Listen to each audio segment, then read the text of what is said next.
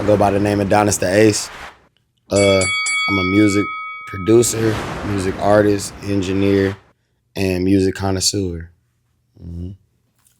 So I think even with that introduction, one of the first things that come to my mind is which one of those things did you begin to do first? Did you begin producing first? Did you begin engineering, recording first? Did you begin with aspirations of an artist first? Which was sort of the first thing that you delved into?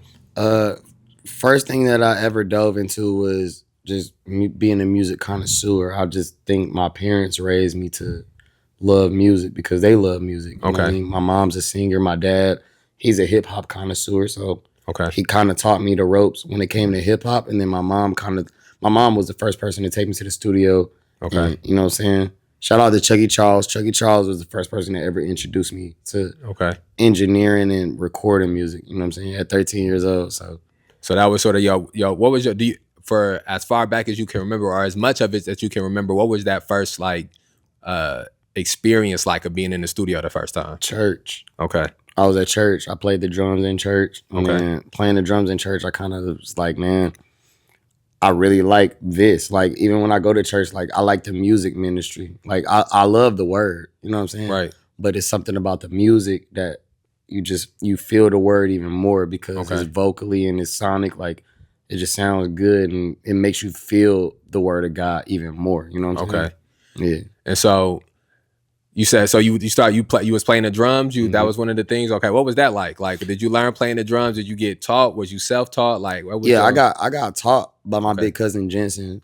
Okay. And he was playing the drums at the time. And me, I was probably about 5, 6 years old, and he was already playing the drums. Ephesians Baptist Church on the west side. Okay. That's where I learned that. Okay. Yeah. Mm-hmm.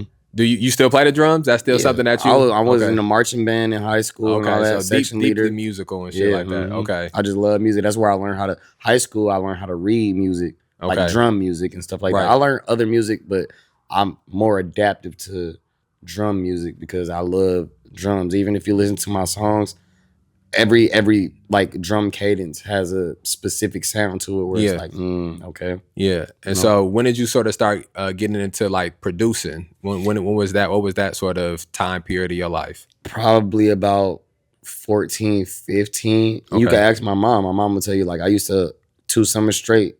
I've been in Rockford every summer my whole life. Okay. But 2 summers straight, one time I just locked myself in a room and I just taught myself how to just make beats on my own.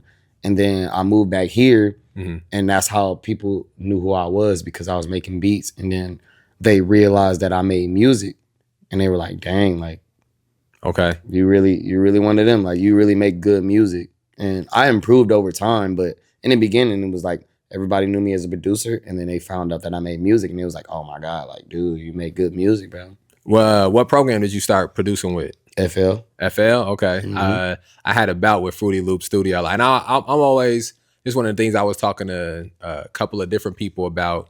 I think specifically Blaine. When I was talking to Blaine, he was speaking about his experience with engineering and how he got better at engineering through time. And one of the things that I really admire about people who engineer and also like create music and record music is like the dedication and the discipline that it takes to continue to do both of those things. Yeah. Because early on, like when I was recording music, recording other people, like at the little small studio at my OG crib, and when I was producing with Fruity Loop Studio, same thing, like not nothing too major, but just like slowly starting out with the baby steps and like slowly getting better and better. I always would end up like pivoting and just going back to writing and recording. Like, and I was just so in love with writing and recording that I could never, like, it's not that I didn't have the love for recording other people or engineering other people, and it's not that I didn't have the love for producing, but I just had so much, it was so much easier for me to keep my dedication and to keep my discipline on just the one form. And so I'm always impressed by people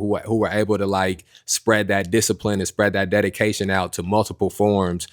So what was that sort of struggle like? Like, what was that balance like with producing and then writing and recording? Like, was it ever times where you felt yourself maybe like doing one more than the other and you had to pull back, or was it always something that you just sort of did all together? No, it was more so like I would record myself. Like, I went on Amazon, I got a CAD U57 mic or whatever the I forget the name of the mic, but I got it off Amazon when I first started, like my first job and stuff like that. And I would record myself, but then I'm like, okay, I need to start making my own beats because I like production. You know what I mean?